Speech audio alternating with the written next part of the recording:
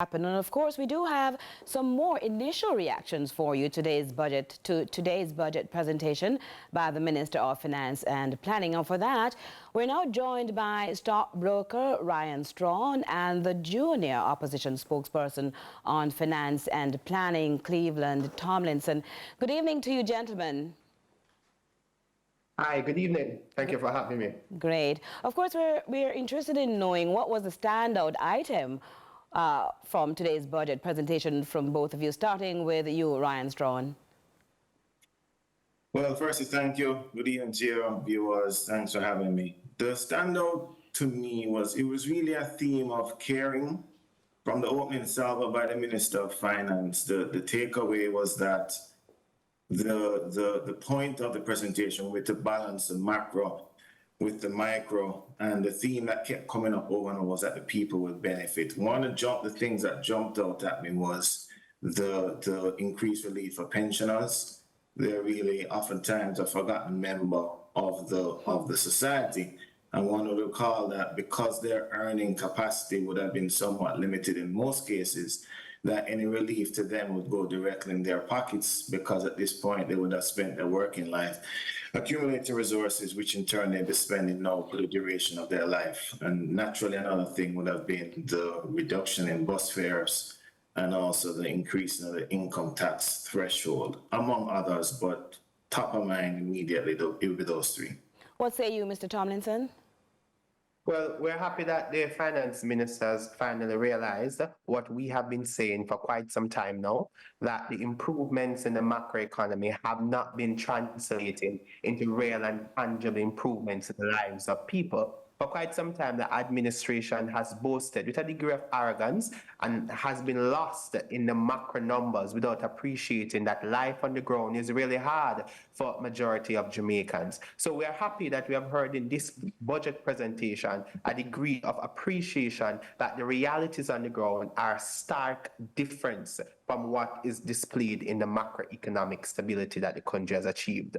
Macroeconomic stability is good, but it is not sufficient to improve the lives of people. The budget presentation from the minister left a lot to be desired. We have yet to hear from the minister or his government, by an extension, what the administration will do to improve productivity. We have a chronic productivity challenge. There's a bipartisan support and there's support with respect to the need to grow the economy. But growing the economy will require to fix the productivity challenges that we face. Nothing from the minister about that. We haven't heard any other plans from the minister in his budget about any kind of growth-inducing investment, which is critical. But what I will point out is that we're very elated that they have accepted a recommendation of the People's National Party, which is to remove the requirement for SLB guarantors. You will recall that that recommendation was first posited in our 2020 manifesto, and it was reiterated by our opposition leader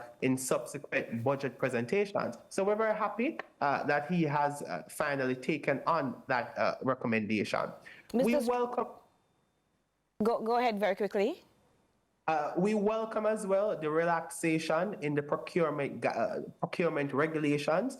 We're still uncertain if these relaxations will result in the degree of speed and the degree of agility with respect to the implementation of the project. We just have to go quickly. Sorry about that. Mr. Strachan, the FinSAC report is to finally be published. Your preliminary thoughts on that?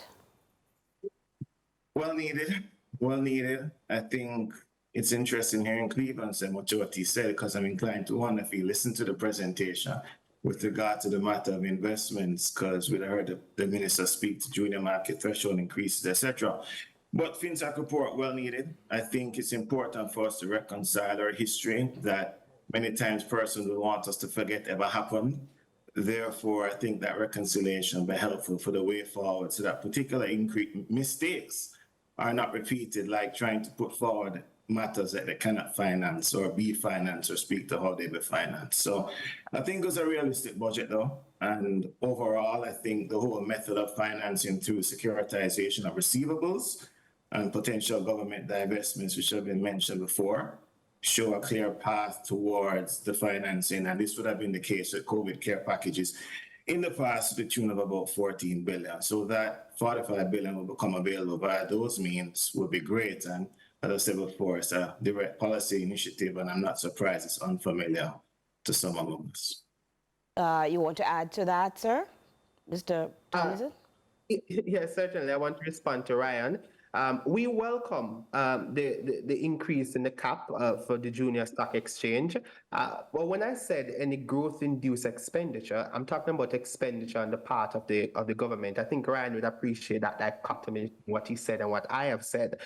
So I was making a point as well that given the relaxation in the procurement regulations, there need to be increased mechanisms to ensure that integrity is at play with the award of contracts. This government doesn't have a clean track record with respect to the award of contracts. A lot of corruption takes place in that process.